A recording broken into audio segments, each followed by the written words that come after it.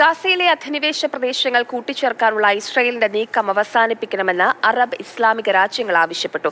സമാധാന ശ്രമങ്ങൾക്ക് ഇത് വെല്ലുവിളിയാണ്. ഖത്തറിനോ ഇസ്ലാമിക രാജ്യങ്ങൾക്കോ നേരെ ആവശ്യമെങ്കിൽ ആക്രമണം നടത്തുമെന്ന ഇസ്രായേലിന്റെ പ്രസ്താവനയെ അംഗീകരിക്കില്ല എന്നും അറബ് ഇസ്ലാമിക രാജ്യങ്ങൾ വ്യക്തമാക്കി.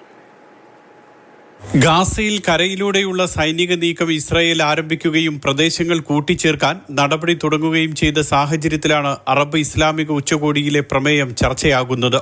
ദോഹയിൽ സമാപിച്ച 2 ദിവസത്തെ ഉച്ചകോടി അംഗീകരിച്ച പ്രമേയത്തിലാണ് ഗാസ കൂട്ടിച്ചേർക്കാനുള്ള ഇസ്രായേലിന്റെ നീക്കത്തെ ചെറുക്കുമെന്ന് പറയുന്നത്. പലസ്തീൻ ജനതയുടെ ചരിത്രപരമായ അവകാശങ്ങളിന്മേലുള്ള കടന്നുകയറ്റമാണ് ഇത്തരം ആക്രമണം. 1967 അധിനിവേശ പ്രദേശങ്ങളിൽ നിന്നും പലസ്തീൻ ജനതയെ കുടിയിറക്കരുത്. പട്ടിണിക്കിട്ടും മരുന്നും ചികിത്സയും നൽകാതെയും പലസ്തീൻ ജനതയോട് കാട്ടുന്ന ക്രൂരത അവസാനിപ്പിക്കണമെന്നും ഉച്ചകോടി അംഗീകരിച്ച പ്രമേയം പറയുന്നുണ്ട്. Qatar, Gaza, West Bank, Lebanon, Syria, Iran എന്നിവിടങ്ങളിലെല്ലാം ഇസ്രായേൽ നടത്തുന്ന ആക്രമണം അന്താരാഷ്ട്ര സമൂഹം ഗൗരവത്തോടെ കാണണമെന്നും പ്രമേയം ആവശ്യപ്പെടുന്നു. 57 രാഷ്ട്രങ്ങളിൽ നിന്നുമുള്ള പ്രതിനിധികളാണ് 2 ദിവസത്തെ ഉച്ചകോടിയിൽ പങ്കെടുത്തത്. ഉച്ചകോടി അംഗീകരിച്ച പ്രമേയത്തിന്മേലുള്ള നടപടികൾ ഗൾഫ് രാജ്യങ്ങൾ ഉടൻ ആരംഭിക്കും. Mathrubhumi news, Dubai.